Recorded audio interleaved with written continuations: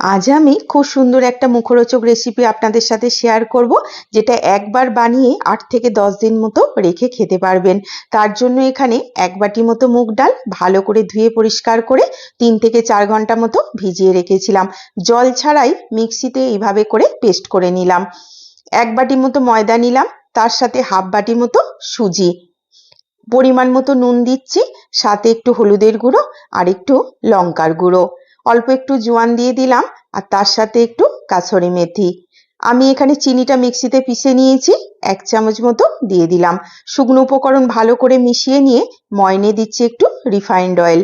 ভালো করে ময়নটা মিশিয়ে নিয়েছি। এবার যে ডালটা আমি পিষলাম সেই ডাল বাটাটা দিয়েই এই আটা আর সুজিটা আমি মেখে নেব।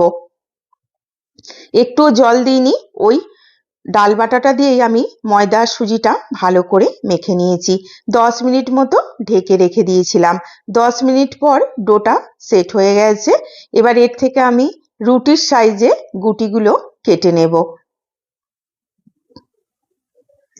অল্প একটু ময়দা ছিটিয়ে একটা গুটি নিয়ে এভাবে করে একটা গোল বড় পাতলা রুটি বানিয়েছি।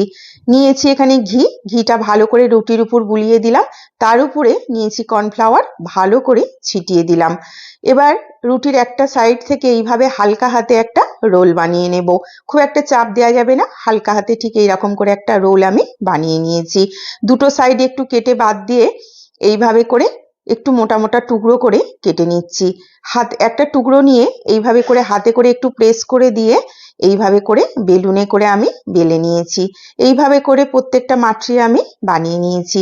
কড়াইয়ে রিফাইন্ড অয়েল গরম করেছি, আঁচটা মিডিয়াম করে দিয়ে এক এক করে এই মাট্রিগুলো আমি দিয়ে দিলাম। উল্টে পাল্টে গোল্ডেন ব্রাউন মুচমুচে করে প্রত্যেকটা মাট্রি আমি ভেজে নেব। কিছুক্ষণ পর দেখুন গরম তেলের মধ্যে প্রত্যেকটা মাট্রির যে লেয়ারটা বানানো হয়েছিল কত সুন্দরভাবে বোঝা যাচ্ছে, কি সুন্দর দেখতে লাগছে। দেখুন প্রত্যেকটা মাট্রি একদম কত সুন্দর লেয়ার হয়েছে।